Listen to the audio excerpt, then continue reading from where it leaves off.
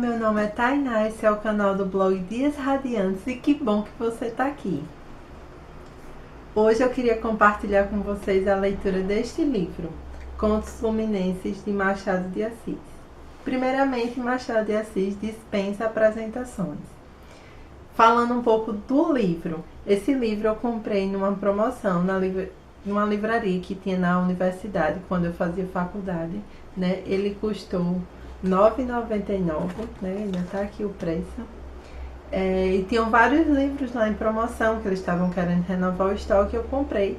E esse livro ficou aí encalhado na minha estante por alguns anos. E aí esses dias eu olhei para essa capa e achei ela muito linda, muito convidativa, muito em clima de verão, e eu achei que seria um momento propício e adequado para lê-lo. Esse livro faz parte de ele é da Martins Fontes, né? Foi publicado em 2006 e ele faz parte de uma coleção de contos e cronistas do Brasil. Nessa coleção, além do conto, né, dos livros de contos, do livro de contos, tem uma introdução bem grandinha de isso aqui, ó, de um especialista comentando a obra, falando um pouco do autor. Esse livro foi publicado no ano de 1869, né? Machado de Assis foi o primeiro livro que ele publicou. Ele publicou 2 livros nesse ano, um livro de poesias chamado Falenas e esse livro de contos, né? Contos Fluminenses. O livro ele possui 7 contos, né? Tá aqui no índice. E eu não vou falar muito de cada conto, mas eu vou falar só um pouquinho para vocês terem um gostinho e ficarem com vontade de ler. Eu gosto muito de Machado de Assis, então não preciso nem dizer que foi uma experiência super legal, né? Eu conheci Machado de Assis, inclusive, lendo contos dele, depois que eu fui ler os romances, né? Ainda tem muita coisa dele que eu não li, mas eu já sou fã e já tenho muita vontade de ler. Então, sim, aí depois da apresentação tem uma cronologia da vida do autor e passamos para o primeiro conto. O primeiro conto é Miss Dollar, né? Esse conto eu não vou contar quase nada para você, porque o conto ele começa especulando quem é Miss Dollar. E é engraçado porque ele vai especulando assim. Ele imagina quem é o leitor e diz assim, se você for um leitor que seja uma pessoa de tal jeito, você vai imaginar que Miss Dollar é assim. Se você for um leitor de tal jeito, você vai imaginar que ela é assim. E aí, no final das contas, não é nada do que você imagina. Então, para eu contar qualquer outra coisa desse conto, eu vou estragar essa experiência de você ficar junto com o autor especulando que é Miss Dollar. Então, só vou dizer que é um dos contos mais legais. Não é à toa que é o conto que inicia o livro.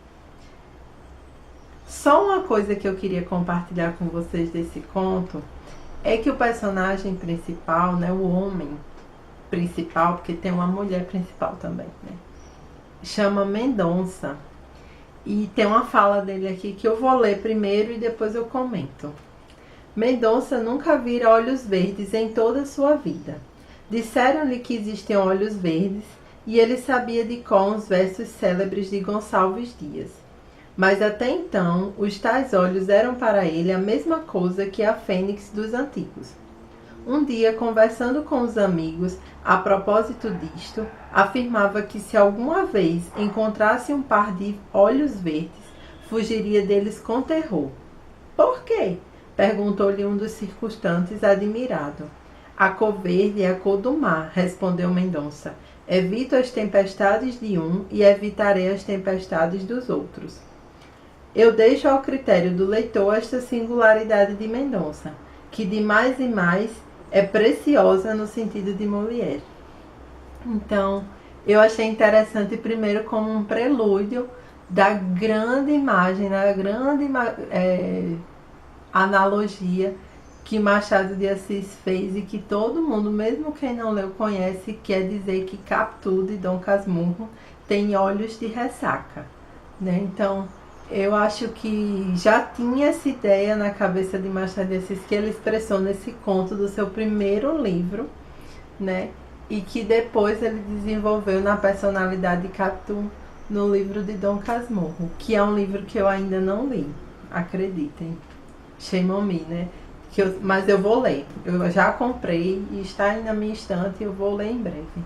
Né? Então eu achei bem legal, assim, que você já vislumbra essa ideia de que, sei lá, uma mulher de olhos verdes é meio que encrenca, né? Como o Mendonça falou, né?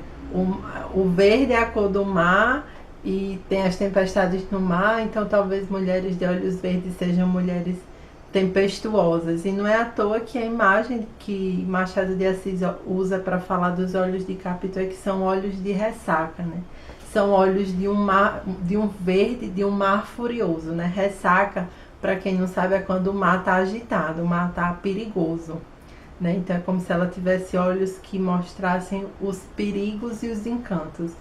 E também porque eu achei engraçado que, inusitado, que o Mendonça fala que olhos verdes são coisas raras.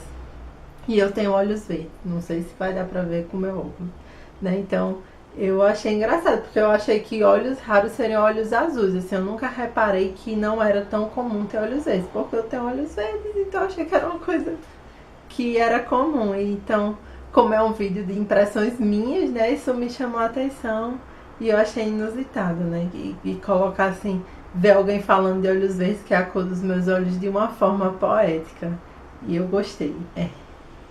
O conto seguinte, né, é o conto Luís Soares. O Luís Soares, né, vai falar dele, é um cara que leva a vida numa boa, torrando todo o rico dinheiro que a família dele acumulou, né? Ele é o que hoje em dia a gente chamaria de um playboy e na época de Machado de Assis chamavam de bom vivant. E aí ele descobre que vai ficar sem dinheiro, né? Assim, até Machado de Assis fala assim, para torrar tanto dinheiro precisa de talento, e parece que esse talento ele tinha. E a gente vai acompanhar ao longo do conto o que ele está disposto a fazer para não ter que abrir mão da vida dele de bom vivant. O conto seguinte é A Mulher de Preto. Embora o título do conto seja A Mulher de Preto, a gente não começa o conto acompanhando esta mulher. A gente começa o conto acompanhando um rapaz chamado Estevão, que ele estudou e se formou em medicina e que ele se dedica muito ao trabalho e aos estudos e muito pouco à sua vida social. E as pessoas estão sempre pressionando ele para que ele saia mais, para que ele conheça pessoas, para que eventualmente ele venha se casar. E eu queria destacar um trecho para vocês.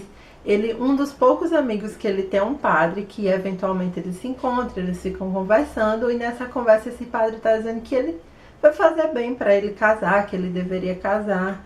E aí ele fala: Padre Luiz, uma menina que deixa as bonecas para ir decorar mecanicamente alguns livros mal escolhidos, que interrompe uma lição para ouvir contar uma cena de namoro, que em matéria de arte só conhece os figurinos parisienses, que deixa as calças para entrar no baile e que antes de suspirar por um homem examina-lhe a correção da gravata e o apertado do botim. Padre Luiz, esta menina pode vir a ser um esplêndido ornamento de salão e até uma fecunda mãe de família, mas nunca será uma mulher. Esta sentença de Estevão tinha o defeito de certas regras absolutas. Né? Então, eu achei interessante porque mostra assim, os critérios do Estevão para uma mulher. Né? Claro que esse tipo de mulher foi produto de uma sociedade que não permitiu elas serem muito diferentes disso. Né? Mas ele fala da insatisfação dele com uma mulher que não tem instrução, né? Que o que conhece de arte é só a última moda, que decora meia dúzia de livros mal escolhidos, né? Que é uma mulher que é linda, mas que só serve para isso, para ornamentar uma sala, né? Que é fútil, que é frívola, que se dedica a fofocas, que antes de se interessar por um homem, ao invés de conhecer quem ele é, procura ver como é que a roupa dele está arrumada. Né? Eu achei uma coisa legal de se ver numa época dessa, assim, que mesmo através da boca de um personagem, esperar que as mulheres sejam mais, né, do que simplesmente uma bela pessoa que acompanha o marido, ou simplesmente uma mãe de família, né? Uma pessoa que vai ter filhos. Não que ser mãe de família seja uma coisa menor, inferior, pelo contrário, né? Da onde surgem todas as pessoas. Todo mundo, homem e mulher, nasceu de uma mulher, que em união com o homem gerou uma criança. Enfim, todo mundo sabe disso. E que não é uma tarefa pequena se educar uma criança. Mas a gente não pode resumir as mulheres a isso, assim como os homens não são resumidos ao papel de pai, né? Eles têm profissão, eles têm vida social. E assim também, mesmo nessa época, né, é legal você ter um gostinho quando você pega uma obra que você sabe que é de outro contexto histórico e se depara com uma coisa assim. Muito legal esse conto. O conto seguinte é Segredo de Augusta, né? Esse conto vai falar de uma família, né? Dona Augusta, mais o marido dela, e ela tem também uma filha de 15 anos. O marido de Dona Augusta é muito afeito a farras. Dona Augusta, para compensar isso, é muito afeita a gastos. E eles têm uma filha de 15 anos, e aí acontece uma coisa surpreendente, que eu não vou contar muito mais, e aí você vai acompanhar um pouco da relação dessa família, né? Desse marido, dessa mulher e dessa filha. E tem também a figura de um tio, né? O irmão do marido, que participa também da história. O conto seguinte é Confissões de uma Viúva Moça. Como o título já diz, né? Uma mulher ficou viúva ainda moça e saiu do Rio de Janeiro, da corte, foi para Petrópolis e se isolou. E uma amiga dela, já depois de alguns meses, começou a insistir para que ela voltasse ao Rio de Janeiro. E ela vai nesse conto trocar correspondências com essa amiga e explicar o porquê dessa sua reclusão, né? De porquê que ela decidiu se isolar. Bem legal esse conto, mas é um dos menos interessantezinhos, assim. É legal, mas assim, não foi o mais interessante de todos. Acho que, por exemplo, o Miss Dollar é bem mais legal. E outros que, o seguinte principalmente, né? Linha Reta e Linha Curva. Esse conto é muito legal porque ele tem um twist, ele tem uma reviravolta, né? Você começa acompanhando um jovem casal que está casado há uns 4 meses, eu acho, se eu não me engano, e são super apaixonados. E a esposa desse casal tem uma amiga que é viúva, que é meio desiludida, assim, acha que uma hora ou outra eles vão acabar com esse amor, que isso vai passar. E o marido tem um amigo que diz que não é afeitos a casamento. E aí você vai acompanhar a história dessas 4 pessoas.